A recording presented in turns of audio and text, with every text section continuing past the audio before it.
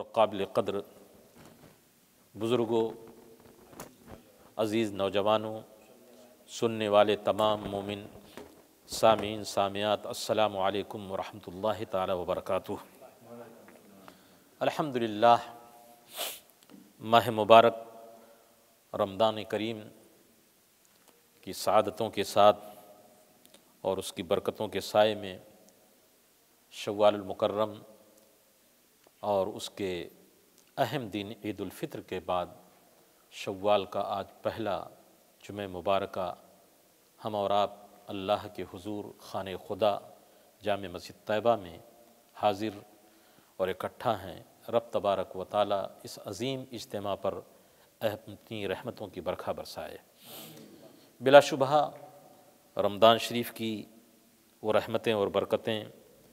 صبح قیامت تا دم زیست یاد آتی رہیں گی، اور اس کے فیضان اور ان کے عرفان سے روح اور جسم دونوں انشاءاللہ شاد کام ہوتے رہیں گے۔ خصوصیت کے ساتھ ہم حضرت قائد اہل سنت رحمۃ اللہ تعالی علیہ کے جانشین کے اس باب میں خاص طور پہ شکر گزار ہیں کہ انہوں نے اپنے روحانی اسپریچول پاور سے یہاں کے مسلمانوں اور تمام نمازیوں، تمام پیارے نبی صلی اللہ علیہ وسلم کے دیوانوں کو جو جذبہ اور محبت اور ذوق عبادت، شوق بندگی فراہم فرمایا، اللہ حضرت کو بھی اور حضرت کے خاندان جد کریم حضور مبلغ اسلام حضرت مولانا شاہ عبدالعلیم صدیقی میٹھی رحمۃ اللہ تعالی علیہ، ان کے فرزند ارجمند حضرت قائد اہل سنت رحمۃ اللہ تعالی علیہ کو بھی اس کا پورا اجر و ثواب عطا فرمائے۔ اور ہم اپنے رب کے حضور دعا گو ہیں کہ اللہ تعالیٰ انہی روحانیت کے سائے میں ہم اور آپ سنت طریقے پر پیارے نبی صلی اللہ علیہ وسلم کے دین پر حقیقی معنوں میں اپنی زندگیوں کو بندگی کا نمونہ بنائیں۔ رمضان تو گزر گیا، اس کی یاد ہر لمحہ ہر لحظہ باقی رہے گی، لیکن یہ نبی کا کرم ہے اپنی امت پر کہ کوئی بھی مہینہ، کوئی بھی دن، کوئی بھی وقت ایسا نہیں ہے کہ جس میں اللہ کے نبی صلی اللہ علیہ وسلم نے اپنی امت کو برکتوں، ثواب، اجر عمل کا ذخیرہ عطا نہ فرمایا ہو۔ سیدنا ابو ایوب انصاری رضی اللہ تعالیٰ عنہ سے کئی طرق سے یہ صحیح حدیث پاک مروی ہے، حدیث کی مختلف کتابوں میں، کہ حضور پرنور صلی اللہ علیہ وسلم نے ارشاد فرمایا کہ من صام رمضان ثم اتبہ ستا من شوال کا صام کصیام الدہر، کہ کسی شخص نے رمضان کے روزے کے بعد، شرط ہے کہ رمضان کا احترام کیا ہو، روزے کے بعد روزے کو رکھا، اور پھر اللہ تعالیٰ نے اس کو توفیق عطا فرمایا تو شوال میں عید کے بعد 6 روزہ رکھا، تو حضور اپنے کرم سے یہ فرماتے ہیں کہ یہ صرف 6 اور 6 اور 6 نہیں،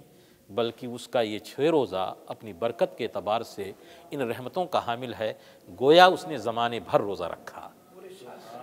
اور ایک روایت میں اللہ کے پیارے حبیب نے فرمایا کہ گویا کی کسامہ سنت کلہا، پورے سال اس نے روزہ رکھا، یعنی 6 روزہ رکھا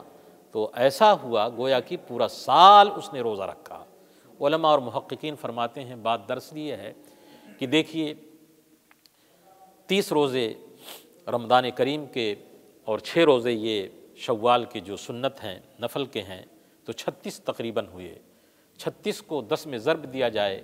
تو قمری سال کے اعتبار سے 360 دن ہوتے ہیں، تو اجر کے اعتبار سے کم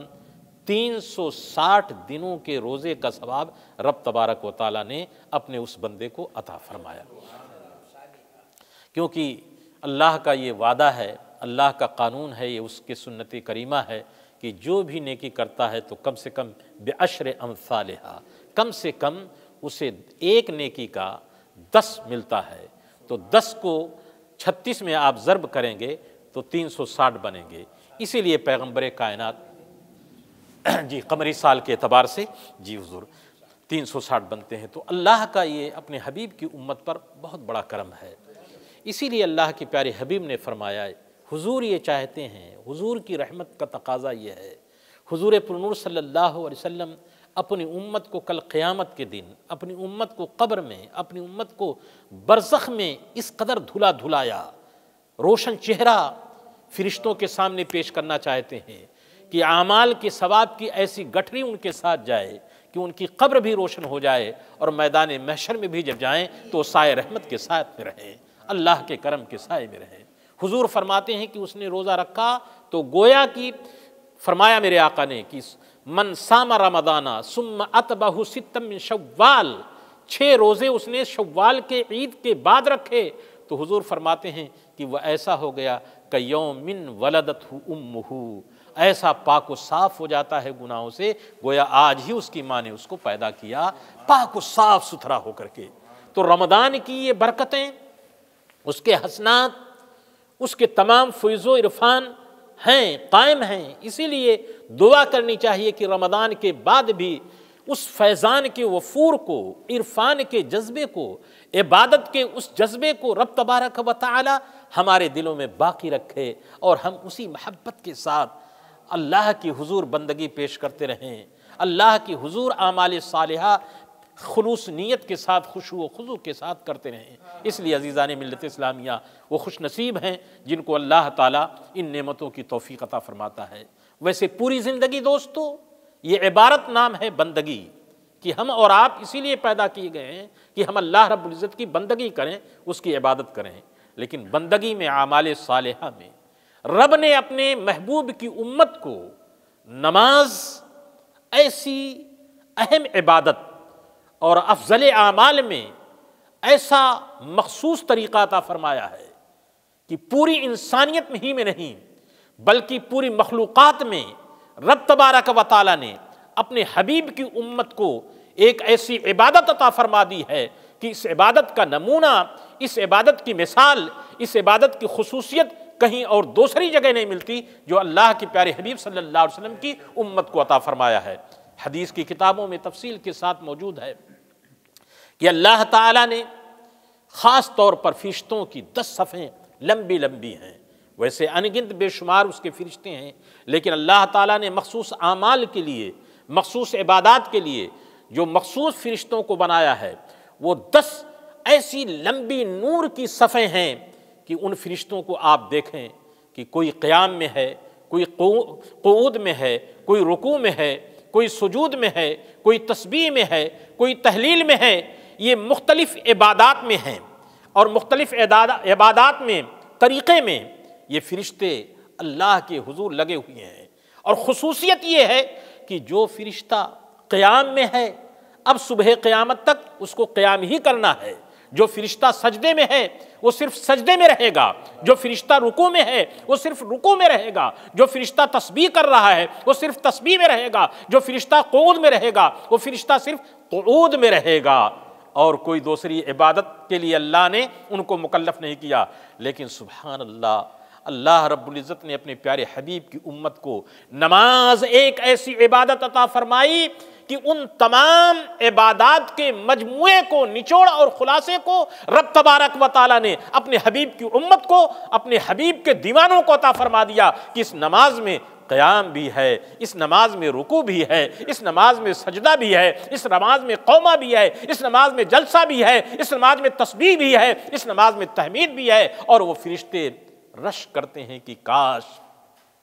ہم کو بھی عبادت مل جاتی، کہ یہ مختلف عبادات کا مجموعہ ملتا۔ کتنے خوش نصیب حضور کی امت ہیں کہ اللہ تعالیٰ نے ان تمام عبادات کے مجموعے کو، عبادات کے خلاصے کو اپنے پیارے حبیب صلی اللہ علیہ وسلم کی امت کو عطا فرما دیا۔ اس لیے دوستو افضل اعمال میں نماز اور صلاۃ وہ اہم عبادت ہے جو اللہ سے سب سے زیادہ قریب کرنے والی عبادت ہے۔ اگر بندہ کوئی اللہ سے سب سے زیادہ قریب ہو سکتا ہے، مقرب بارگاہ ہو سکتا ہے، تو وہ عبادت ہے نماز۔ نماز تو نماز ہے، نماز کے جو لوازمات ہیں اگر شریعت مطہرہ پہ احادیث طیبہ کو آپ پڑھیں تو سبحان اللہ، نماز کی فضیلت کا کیا کہنا۔ نماز سے جو متعلق جو چیزیں ہیں ان متعلق چیزوں کی بھی فضیلت کا کوئی اندازہ نہیں کر سکتا۔ مثلاً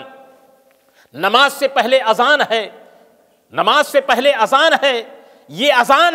جو مؤذن ہوتے ہیں ان کے لیے نماز کی فضیلت تو اپنی جگہ پہ ہے، لیکن اگر نماز کے قائم کرنے کے لیے کوئی اذان دیتا ہے تو میرے آقا سید کائنات سرور عالم صلی اللہ علیہ وسلم نے ارشاد فرمایا، حضرت سیدنا امیر معاویہ رضی اللہ تعالیٰ عنہ کی روایت ہے، المؤذنون اطولو اعناقا یوم القیامہ، جب قیامت کے دن صفیں چلیں گی تو ان مؤذنین کی، اذان کہنے والوں کی گردنیں لمبی اور اونچی نظر آئے گی۔ وہ کس لیے؟ وہ اس لیے کہ اس اہم عبادت کے اذان دینے کے لیے، اس کی اقامت کے لیے، اس کو قائم کرنے کے لیے، اس لیے کہ اذان یہ شعار اسلام ہے، اسلام کی ایک ایسی نشانی ہے کہ پوری دنیا میں اسلام کا شعار اس سے قائم ہوتا ہے۔ اور میرے آقا سید کائنات سرور عالم صلی اللہ علیہ وسلم نے ارشاد فرمایا، نماز تو اپنی جگہ پر ہے، اس کا اندازہ کون کر سکتا ہے؟ میرے آقا نے فرمایا، نماز سے پہلے جو یہ لوازمات نماز ہیں، مقتضائے نماز ہیں، اذان اور اقامت کے درمیان جو وقفہ ہے، حضور فرماتے ہیں، طبرانی کی روایت ہے کہ جو شخص خشوع و خضوع کے ساتھ دعا کرتا ہے، اللہ رب العزت اس کی دعا کو قبول فرماتا ہے، کبھی بھی اس کی دعا رائے گا نہیں جاتی۔ یہ حال ہے۔ اسی طرح سے اقامت کے وقت جو دعا کی جاتی ہے اللہ تعالیٰ اسے قبول فرماتا ہے۔ یہ سب کے سب لوازمات نماز ہیں، مقتضائے نماز ہیں۔ مقتضائے لوازمات نماز میں طہارت اور وضو ہے۔ وضو کے سلسلے میں آپ سنتے ہی ہیں، نماز کی فضیلت اپنی جگہ پر ہے۔ اگر کوئی شخص بڑے ہی احتیاط کے ساتھ سنن اور مستحبات کا احتیاط کرتے ہوئے وضو کرتا ہے تو سبحان اللہ، وضو ایک ایسی عبادت ہے کہ میرے آقا سید کائنات سرور عالم صلی اللہ علیہ وسلم نے ارشاد فرمایا، جس کو امام مسلم رضی اللہ تعالیٰ عنہ نے اپنے صحیح میں روایت کیا۔ حضرت ابو ہریرہ کہتے ہیں، قال رسول اللہ صلی اللہ علیہ وسلم اذا توضأ العبد المسلم او المؤمن فغسل وجهه خرج من وجهه كل خطية نظر إليها بعينيه مع الماء او مع آخر قطر الماء۔ حضور نے فرمایا کہ جو شخص عبد مسلم، شک راوی ہے کہ حضور نے مسلم فرمایا یا مومن فرمایا، دونوں کا معنی ایک ہے۔ اس نے وضو میں اپنے چہرے کو دھویا تو دھونے وضو کی برکت سے اللہ تعالی ہر گناہ کو، کل خطیۃ، ہر گناہ کو، جس نے اپنی آنکھ کے ذریعے، خدا نخواستہ اس کے آنکھ کے ذریعے، چونکہ چہرے ہی میں آنکھ ہے، آنکھ کے ذریعے سے اس سے کوئی گناہ ہوا تو پانی کے آخری قطرے کے ساتھ ساتھ وہ گناہ جو ہے جھڑ جاتا ہے۔ نماز کیا ہے، اس کی اہمیت کا اندازہ کون کر سکتا ہے؟ طہارت اور یہ وضو لوازمات نماز سے ہے۔ اگر کوئی وضو سچے دل سے کرتا ہے تو وضو کی برکت یہ ہے کہ خالق کائنات اس وضو کی برکت سے اس کے گناہ کو، جس کے آنکھ کے ذریعے ہوا، اسی طرح سے حضور نے فرمایا فَإِذَا غَسَلَ يَدَيْهِ خَرَجَ مِنْ يَدَيْهِ كُلُّ خَطِيَةٍ كَانَ بَطَشَتْهَا يَدَاهُ مَعَ الْمَاءِ أَوْ مَعَ آخِرِ قَطْرِ الْمَاءِ، کہ ہر گناہ جو اس نے اپنے ہاتھ سے پکڑ کر کے کیا ہے، پانی کے آخری قطرے سے وہ ہاتھ کا گناہ جو اس سے ہوا ہے وہ جھڑ جاتا ہے، ختم ہو جاتا ہے۔ اسی طرح سے میرے آقا نے فرمایا فَإِذَا غَسَلَ رِجْلَيْهِ خَرْجَ كُلُّ خَطِيَةٍ مَشَتْهَا رِجْلَاهُ مَعَ آخِرِ قَطْرِ الْمَاءِ حَتَّى يَخْرُجَ نَقِيًّا مِنَ الذُّنُوبِ، رواہ مسلم، کہ جب وہ پیر کو دھوتا ہے، یہ سارے جو اعضائے وضو ہیں حضور نے بطور مثال پیش کیا کہ جب وضو کرتا ہے تو اس کے چہرے سے، اس کے ہاتھ سے، اس کے پیر سے، اس کے سر سے ہر گناہ جھڑ جاتا ہے۔ اسی طرح سے ایک روایت جس کو حضرت عثمان ابن عفان رضی اللہ تعالیٰ عنہ کی روایت ہے کہ انہوں نے ایک جگہ تشریف لے گئے اور انہوں نے فرمایا کہ پانی لاؤ، پانی لایا گیا۔ حضرت سیدنا عثمان عفان رضی اللہ تعالیٰ عنہ، ذو النورین رضی اللہ تعالیٰ عنہ نے وضو فرمایا، ابھی چہرے کو دھو رہے تھے، چہرے کو دھوتے وقت وہ مسکرا پڑے، ہنسنے لگے، تبسم ان کے چہرے پہ آ گیا۔ جب وضو مکمل ہو گیا تو لوگوں سے کہا کہ تم لوگوں نے یہ جانا کہ میرے چہرے پہ مسکراہٹ کیا ہوئی، کیوں ہوئی، میں کیوں ہنسنے لگا؟ تو لوگوں نے کہا کہ حضور کیوں آپ ہنس پڑے، درمیانے وضو آپ کے چہرے پر یہ مسکراہٹ کیوں آ گئی؟ تو کہا دوستو، بات دراصل یہ ہے کہ ایک مرتبہ سیدنا ابو القاسم جناب محمد رسول اللہ صلی اللہ علیہ وسلم نے وضو کے لیے پانی منگایا، اور جب پانی منگایا حضور صلی اللہ علیہ وسلم نے اپنے چہرے کو دھویا، چہرے کو دھوتے ہی حضور مسکرا پڑے۔ جب وضو مکمل ہو گیا میرے آقا نے فرمایا کہ ماذا لا سألتمونی، کیوں تم لوگوں نے مجھ سے نہیں پوچھا، ما اضحکنی، کس چیز نے مجھ کو ہنسا دیا؟ تو صحابہ نے کہا یا رسول اللہ ما اضحکا یا رسول اللہ، کس بنیاد پر مسکراہٹ آپ کے چہرے اقدس پہ آ گئی؟ تو حضور نے فرمایا کہ میرے رب نے فرمایا ہے کہ جب بندہ مومن وضو کرتا ہے تو اس کے چہرے سے، اس کے دونوں چہرے سے شدقے، اس کے دونوں منہ کے ذریعے اور چہرے کے ذریعے سارا گناہ جڑ جاتا ہے، اور میرے آقا نے مجھ کو فرمایا کہ رب نے مجھے دکھایا ہے کہ میری امت جب وضو کرتی ہے تو اس کے گناہ جھڑ جاتے ہیں۔ تو مجھے مسرت ہوئی، خوشی ہوئی کہ اللہ کا کتنا بڑا انعام ہے، اللہ کی کتنی بڑی رحمت ہے کہ کوئی نماز کے لیے، اللہ کی عبادت کے لیے وضو کرتا ہے تو رب تبارک و تعالی اس کی گناہوں کو اس طرح جھاڑ دیتا ہے۔ یہ تو نماز نہیں، وضو نماز نہیں، یہ اعلی نماز ہے، مقتضائے نماز ہے، لوازم نماز ہے، مقصود نماز نہیں، اصل نماز نہیں، یہ صرف ذریعہ اور وسیلہ ہے۔ اسی طرح سے جتنے بھی لوازمات ہیں نماز کی فضیلت کو تو قرآن و حدیث میں تقریباً قرآن پاک میں 750 صیغے، کلمات طیبات، اوامر کے ذریعے، احکام کے ذریعے مختلف انداز میں نماز کا حکم دیا گیا ہے، اور احادیث طیبہ میں جو گلشنیں، جو گلدستے حدیث نماز ہے اس کو آپ پڑھیں تو ایک ایک پتی سے، ایک ایک ڈالی سے، ایک ایک پھول سے صبح قیامت تک ہماری قبر بھی معطر رہے گی، اور ہماری زندگی بھی معطر رہے گی، اور ہماری آخرت بھی معطر رہے گی، اس لیے کہ رب تبارک و تعالیٰ نے کیا فتح دیا ہے۔ لوازمات نماز سے ہر جگہ اللہ کی بنائی ہوئی ہے، لیکن وہ جگہیں جو عبادت کے لیے، اللہ کی بندگی کے لیے، نماز کے لیے مسجد بنا لی جائے، جس کو اللہ کا گھر کہا جاتا ہے، حدیث پاک طبرانی کی روایت میں ہے اللہ گھر سے پاک ہے، اس کو مکان کی ضرورت نہیں ہے، یہ صرف نسبت ہے، حضور کی نسبت۔ حضور نے فرمایا کہ یہ نسبت ہے، اللہ نے اپنے شرف سے، اپنے کرم سے ان گھروں کو، ان مقامات کو نسبت عطا فرما دی کہ وہ اللہ کا گھر ہے، خانے خدا ہیں، اللہ مکان و مکانیات سے پاک ہے، تو وہ اتنے معظم ہیں۔ میرے آقا سید کائنات سرور عالم صلی اللہ علیہ وسلم نے ارشاد فرمایا کہ مسجد میں اگر کوئی شخص آتا ہے اور ایک دن کا کوڑا کرکٹ بھی اٹھا دیتا ہے، اس کو پاک کر دیتا ہے، صاف کر دیتا ہے، صفائی کا احترام کرتا ہے، میرے آقا فرماتے ہیں کہ میں اس کے ثواب کو دیکھ رہا ہوں کہ قیامت کے دن رب تبارک و تعالی اسے جنت میں جگہ عطا فرمائے گا۔ اسی لیے اللہ کے پیارے حبیب نے فرمایا من بنا للہ مسجدا بنا اللہ لہ بیتا فی الجنہ، جو اللہ کے واسطے اللہ کے گھر کی تعمیر کرتا ہے، وہ اینٹ لگائے، دروازہ لگائے، چھت لگائے، تو اللہ اکبر، اللہ تعالیٰ اس کے لیے جنت میں محل عطا فرماتا ہے۔ اور یہ کوئی ضروری نہیں ہے کہ وہ پوری مسجد ہی کو بنائے، میرے آقا نے فرمایا گھونسلے کے برابر بھی اگر کوئی مسجد بنا دے، یعنی اگر ایک اینٹ بھی صرف کر دیا تو اللہ تعالیٰ اس شخص کو جنت میں محل عطا فرمائے گا، جنت میں ایسا محل عطا فرمائے گا کہ سبحان اللہ، نہ اس میں کوئی شور و شغف ہوگا، نہ چیخ و پکار ہوگی، وہ مسجد کی خدمت کرنے والے۔ اسی لیے میرے آقا سید کائنات سرور عالم صلی اللہ علیہ وسلم نے ارشاد فرمایا جو مسجد کی صفائی کا خیال کرے، مسجد کے آباد کاری کا خیال کرے، تو قرآن کی آیت کریمہ ناطق و منطوق ہے، انما یعمر مساجد اللہ من آمن باللہ والیوم الآخر، جو اللہ کی مسجدوں کو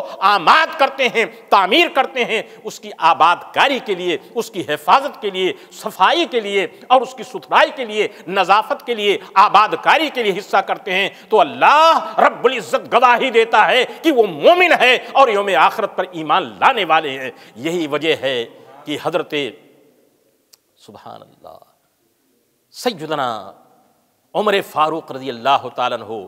بیں جاہ و جلال فاروقی سے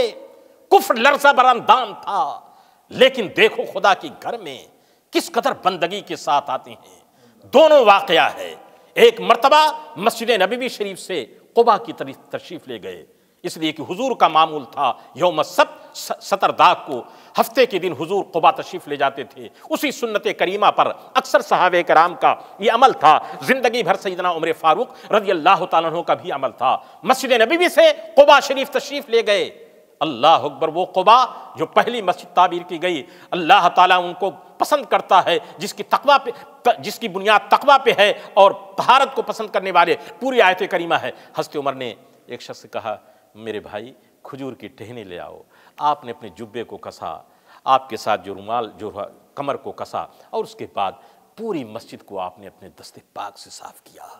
اللہ اکبر! اگر کوئی شخص مسجد کو صاف کرتا ہے، مسجد کو آباد کرتا ہے، وہ حضور کو خوش کرتا ہے، اللہ کو راضی کرتا ہے، دنیا میں کوئی کہے یا نہ کہے، دنیا میں کوئی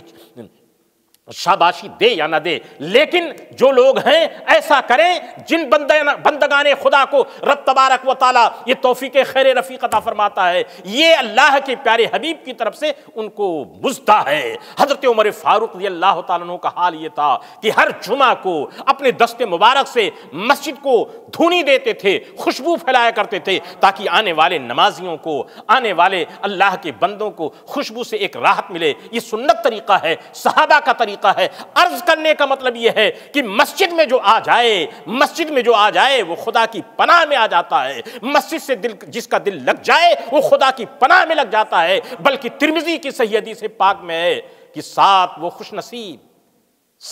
خوش نصیب کہ جس دن کوئی سایہ نہیں ہوگا، قیامت کے دن ان 7 خوش نصیبوں کو اللہ کے عرش کا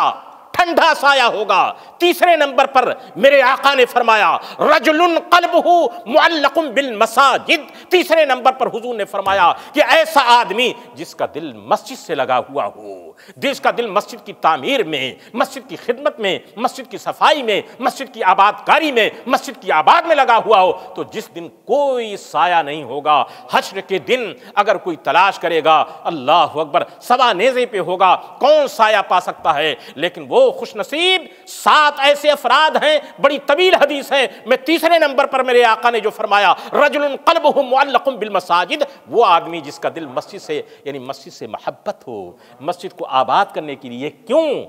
مسجد کیوں ہے؟ اس لیے کہ اس کی نسبت نماز سے ہے،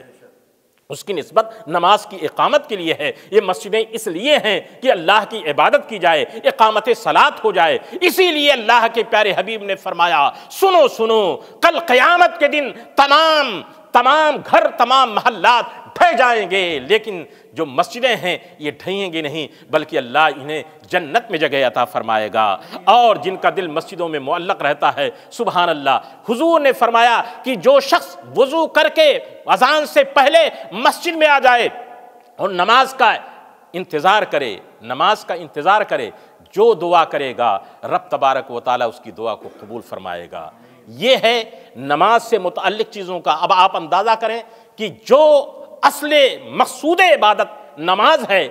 اس کا رتبہ کیا ہوگا، اس کا مقصد کیا ہوگا، وہ کتنا اعلیٰ درجے کی عبادت ہوگی۔ قرآن کو پڑھو، احادیث طیبہ کا مطالعہ کرو، اپنے حبیب کی ارشاد کو پڑھو کہ میرے آقا نے اپنی امت کو کیسی نماز عطا فرمائی ہے، کیسی عبادت عطا فرمائی ہے۔ اللہ اکبر، حدیث پاک بخاری شریف میں ہے، میرے آقا سید کائنات 17 وقت کی نمازوں میں اپنی علالہ شریف کی بنیاد پر نائے سیدنا ابو بکر صدیق رضی اللہ تعالیٰ عنہ کو اپنے مصلی امامت پہ کھڑا فرمایا، مرو ابا بکر ان یصلی بالناس، اے لوگوں میرے بعد میرے ابو بکر کو کہہ دو کہ اب وہ نماز پڑھائیں، نماز وہ پڑھائیں، امام عادل وہی ہیں، نماز وہ پڑھائیں۔ سیدہ عائشہ نے اپنے باپ کی رقت قلبی کو دیکھ کر کے عرض کیا تھا، لیکن میرے آقا نے فرمایا لا کبھی بھی نہیں ہو سکتا، اللہ اور اس کے رسول ابو بکر کے علاوہ کسی کو پسند نہیں کریں گے۔ 17 وقت کی نماز ایک وقت میں حضور تشریف لائے،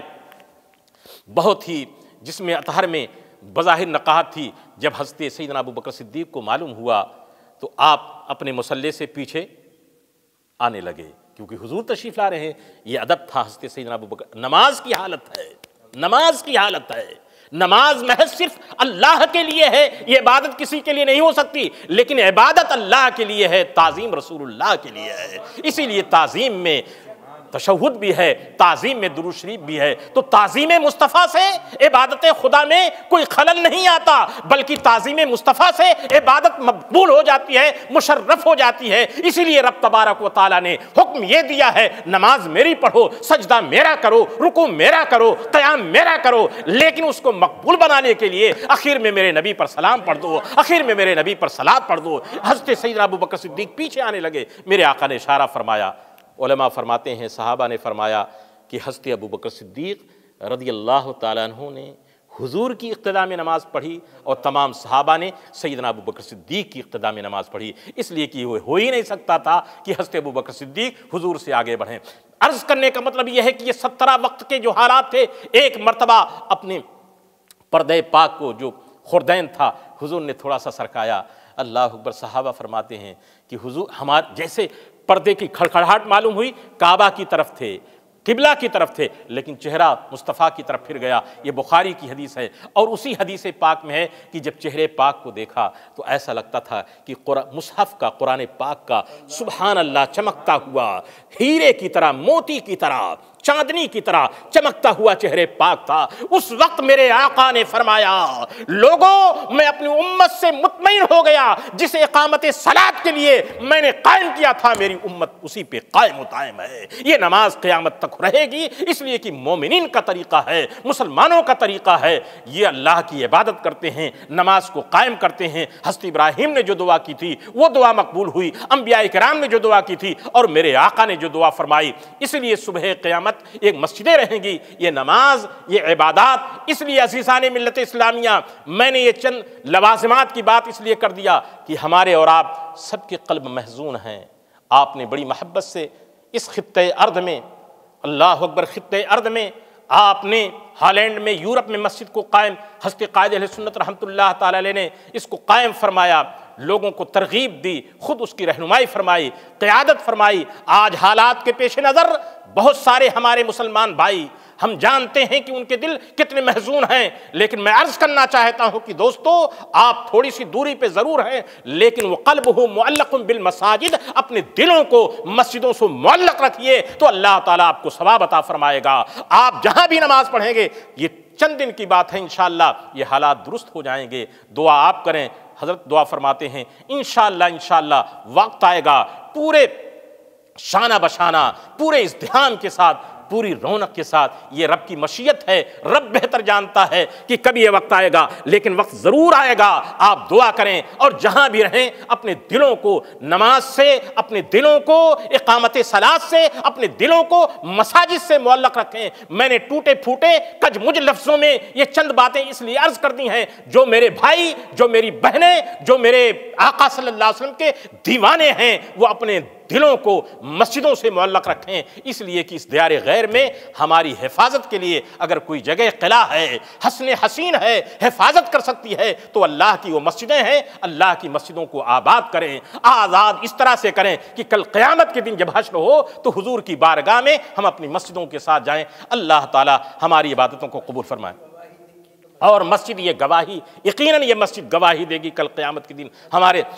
نماز قائم کرنے والے، اس کی تعمیر کرنے والے، اس کی تطہیر کرنے والے، صفائی ستھرائی میں حصہ لینے والے، انشاءاللہ اس کا ذرہ ذرہ گواہی دے گا۔ اللہ اپنی رحمتوں سے نوازے، رمضان کے روزوں کو قبول فرمائے اور رمضان کی برکتیں عطا فرمائے، شوال کے یہ جو 6 روزے ہیں اس کی بھی توفیق عطا فرمائے، اور ہمیں صوم دہر پورے سال روزے کی برکتیں عطا فرمائے، برحمتک یا ارحم الراحمین۔ نعرہ تکبیر، نعرہ رسالت۔